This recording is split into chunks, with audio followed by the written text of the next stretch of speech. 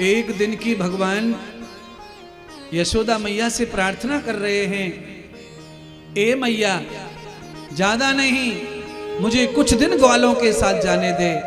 भगवान गरीबों के साथ कुछ दिन रहना चाहते महाराज। जितने अमीर लोग यहाँ बैठे मैं उनसे प्रार्थना कर रहा हूँ, भगवान कृष्ण की आदत एक आध डाल लो, कुछ गरीबों के साथ कुछ दिन रह के देखो, उनको अच्छा लगेगा और तुम्हारी भी अकल ठिकाने आएगी, तुम्हारी भी सुधार आएगा। अहंकार को मारने के लिए कभी कभी गरीबों का भी घर द्वार खरकटी देखनी चाहिए, उससे आदमी उड़ना बंद कर देता है और लौट के आता है, समझ में आता है कि दुनिया में क्या क्या हो रहा है। आज मेरे भगवान लंगड़े लूड़े लकड़े कनेटे ऐसे लोगों को इकट्ठा करके उनके संग संग गैया चराने के लिए प्रभु ने एक मंडल बना लिया, 11 भक्तों का, 11 ग्वालों का, और उनके साथ गैया चराने प्रभु निकल पड़े। एक दिन का कहकर गए, अब परमात्मा लौट के नहीं आ रहे, मैया इंतजार कर रही है। प्रभु बढ़ते चले जा रहे हैं, बढ़ते चले जा रहे हैं। चले गए केदारनाथ,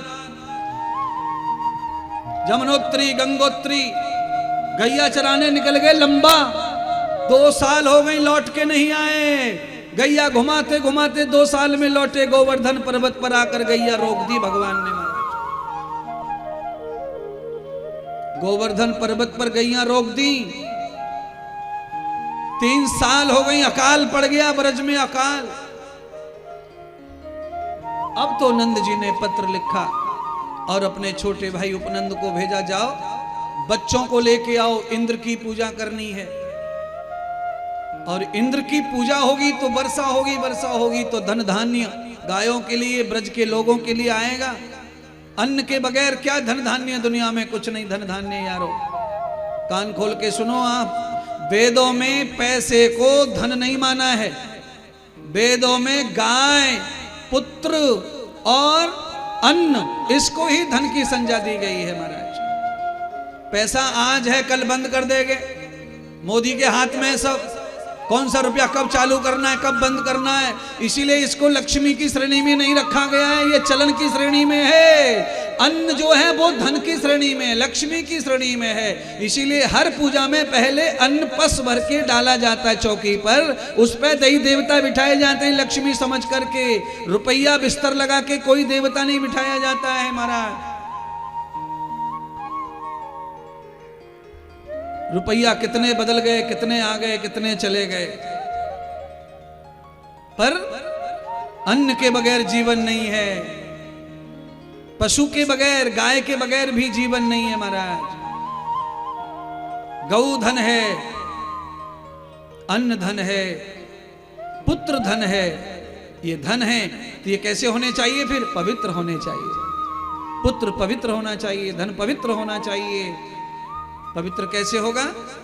इस तरह होगा पवित्र जैसे हमारे सुधीर जी कर रहे हैं, भैया प्रियांश कर रहे हैं। बाप बेटा पत्नी माँ और बेटियां एक से एक अच्छे बुद्धि के हैं, अच्छे विचारों के हैं, तो ये कथा हो पा रही है, तो ये खर्चा हो पा रहा है दिल से, खुशी से, आनंद से। नहीं तो घर में महाराज एक कथा करना चाहता, दूसरा आंखें निकालता है। सेठानी का बड़ा मन है पर बहू कर कर करे, पर पर करे, छोरा टर टर करे, बड़ी समस्या है। सेठानी मर गई कथा की कहते कहते, पर होने दी नहीं, चली गई बोझ लेके कथा का। पर भाग्य अच्छा है, शशि जी आपका, सुधीर जी आपका जो बेटा अच्छा मिला है, ऐसी बहू आ गई है तो आपकी कथा रंग रंगलिया मना रही है, पूरे ग्वालियर में सबको खुशी दे रही है, आनंद दे रही है महाराज। ये दुर्लभ है महाराज, बिना सत्कर्मों के नहीं मिलता है ऐसा। बेटा तो चलो अपना है समझ लेंगे, पर बहू बड़ा कठिन है। बहू अच्छी मिल जाए घर में, बस काम हो गया तुम्हारे घर का। कम पैसा आ जाए घर में, कम कमाई आ जाए चलेगा, पर बहू रानी अच्छी आ जाए तो सूखी रोटियों से भी घर को आगे धकेल ले जाएगी, ले जाएगी, ले जाएगी, ले जाएगी। सुशीला अच्छी आ गई, सुदामा के 50 वर्षों तक गरीबी को धकेल के ले गई और आखिर में अमीर बना दिया सुदामा को सुशीला। नहीं मारा।